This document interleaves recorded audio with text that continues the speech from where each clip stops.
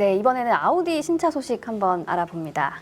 아우디의 첫 전기차 SUV 이트론 55 콰트로가 지난 7월 1일 국내에 상륙했습니다. 이트론 55 콰트로는 전기 모터 2개가 앞뒤에 실려서 합산 최고 출력 360마력, 최대 토크 57.2의 성능을 발휘합니다. 가격은 1억 1,700만 원으로 책정됐습니다. 아우디의 첫 전기차 SUV라는 것만으로도 굉장한 의미가 있지 않나요? 뭐 의미가 상당히 크다고 보고 있어요. 얼마 전에도 뭐 국내에서 이미 판매가 되고 있던 이 벤츠 EQC죠. EQC 모델 같은 경우에는 뭐 환경부의 인증을 못 받아서 보조금에 대한 부분들도 이제 문제가 생겼었고 또 주행거리에 대한 부분들인데 물론 이트론 자체가 의미는 있지만은 독일에서 나오는 전기차 자체가 일단은 디젤에 대한 부분들이 한계가 있기 때문에 하이브리드로 돌리기에는 뭐 일본 등 이미 석권하고 있는 부분에서 상당히 문제가 있어서 전기차로 돌아는 섰지만은 지금 현재의 최상위 이 전기차에 비해서는 좀 떨어지는 부분이 아닌가라는 측면에서 고민거리는 지금 제공된다 이렇게 좀 볼 수가 있습니다. 유럽 프리미엄 브랜드들이 약간 등 떠밀려서 만든 전기차 느낌이 있어요. 그러니까 벤츠 EQC도 그렇고 제규어 아이페이스도 그렇고 그리고 이트론도 마찬가지고요. 효율이 상당히 안 좋습니다. 1kWh의 전기를 갖고 3km 정도를 달려요. 내연기관은 리터당 몇 킬로를 가느냐 이렇게 연비를 하는데 전기차에서는 1kWh의 전기를 가지고 몇 킬로를 움직이느냐 요걸 이제 연비, 전비 뭐 이렇게 얘기를 하는데 3km per 1kWh 이렇게 됩니다. 아이오닉 전기차 같은 경우는 6km까지 가요. 굉장히 그러니까 비효율적이라는 거죠. 아까 말씀하신 대로 95kW 정도가 들어가면 굉장히 큰 용량이거든요. 그렇죠. 근데 그거에 비해서 307km 정도? 야, 이게 진짜 문제가 있다. 효율적인 측면. 차가 무겁긴 하겠지만은 좀 아직 떨어진다라는 느낌이 딱 들어서 느낌이 이 벤츠 EQC하고 똑같은 니코로 느낌이 딱 드는 거예요. 제가 보기에도. 그리고 이번에 사실 그 이트론이 아직까지 한국에서 그 전기차 세제 혜택을 못 받습니다, 지금. 그렇죠. 네, 그런데 이게 1억이 넘는 차인데 여기서 전기차 혜택도 못 받고 근데 이제 그걸 물론 아우디 측에서 이제 그만한 보상을 해준다고는 하는데 할인을 좀 해주더라고요. 네, 그래서 사실 이거 자체도 사실 조금 문제인 것 같고 그리고 저는 이제 근데 이번에 아우디 전기차에서 그나마 저는 놀랬던 게 이제 카트로가 사실 아우디에 좀 이제 큰 건데 이번에 이제 전자식 카트로가 들어가서 이제 SUV 최초로 이제 사륜구동으로 오프로드도 진행을 할 수 있는 기능이 들어간 거는 전기차 치고는 최초로 이제 적용된 것 자체는 저는 좀 놀랍다라는 생각을 했었죠. 제가 요거를 강원도에서 시승회가 열렸는데 이 차를 타고 좀 격하게 강원도 산길을 좀 달려봤는데 완성도는 상당히 좋더라고요. 효율이 좀 안 좋아서 그렇지 주행 완성도는 잘 만들었네 라는 생각이 들어요. 그리고 정말 감동적인 거는 이게 백미러가 없어요. 사이드 미러가. 그렇죠. 사이드 미러가 없이 이렇게 카메라로 달려 있습니다. 버추얼 사이드 미러. 네, 요거 하나도 안 불편합니다. 아 그래요? 아니 근데 저는 되게 불편했는데.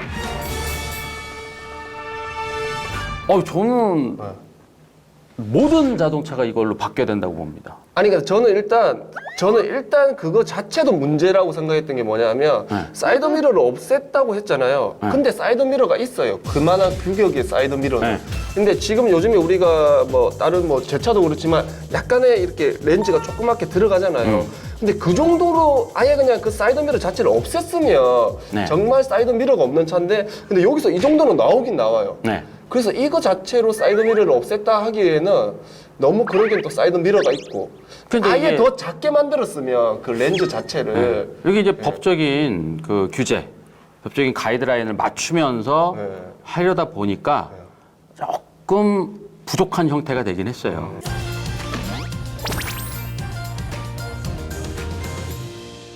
네, 이번에는 아직 모습을 드러내지 않은 곧 출시될 신차 얘기를 한번 해볼까 합니다. 제네시스의 첫 번째 준중형 SUV GV70이 올 하반기 모습을 드러낸다고 하는데요. 이 GV70은 GV80 아랫급으로 자리할 제네시스의 새로운 SUV입니다. 현대차는 이 GV70에 대한 정보를 철저히 차단하고 있다고 합니다.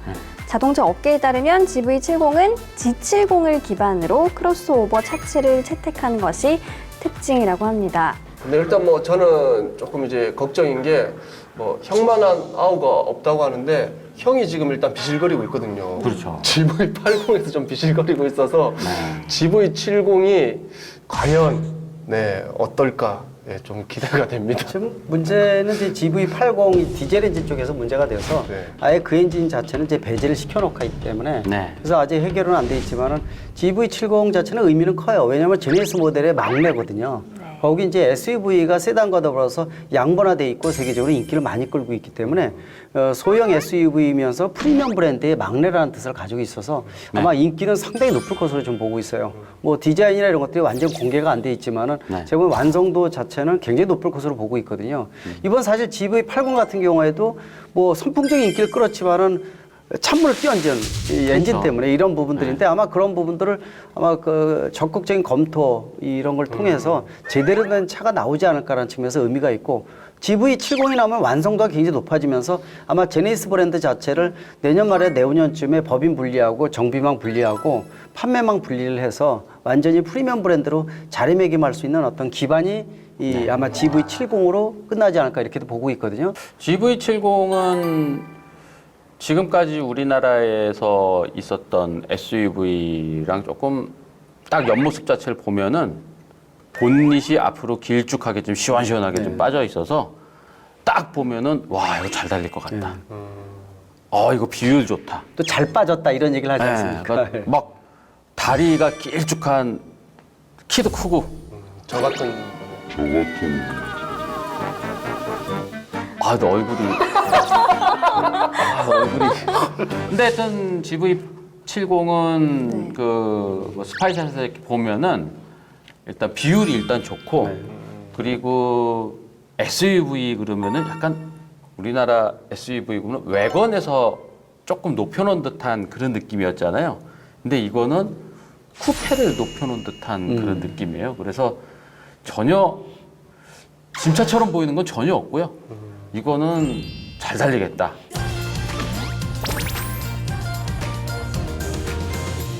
자동차와 관련된 이슈를 한번 알아보겠습니다. 최근에 급발진으로 의심되는 고속도로 광란의 질주 영상이 공개됐었는데요.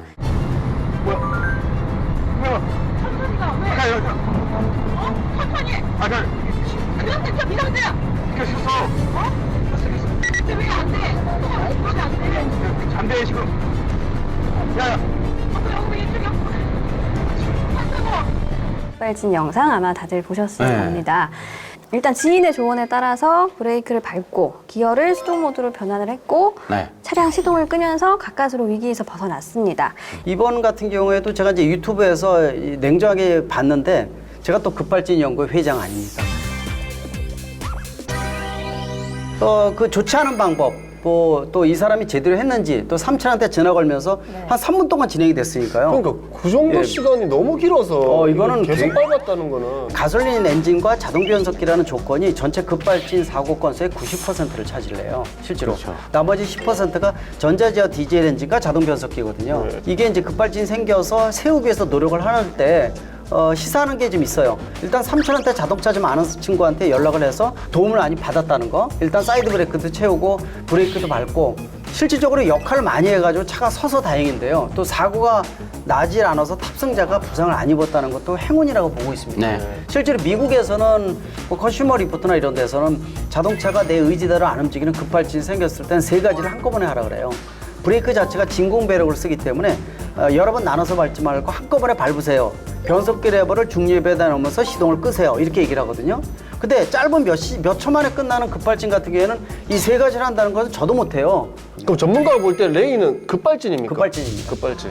이거를 주작이라고 하는 사람은 좀 또 너무 하신 것 같아요. 아니 가족 태우고 그 그러니까요. 상황을 만들 수도 없고 이거는 영화라 해도 못 만들어요. 아니 스턴트맨 그거를 쓰는 상황이 아니거든요. 그걸 그 정도로 주작이라 그러면은 이분 영화사에서 스턴트맨으로 영입해야 된다고. 제가 그래서 근데 저는 이제 뭐 개인적으로 이제 제가 생각할 때는 이제 뭐 저단기어 넣고 다 하는 것도 다 중요한데 시동 오프가 저 하는 게 낫지 않겠나. 왜냐면 근데 일단 시동 오프를 해버리면 네. 운전대가 잠기고.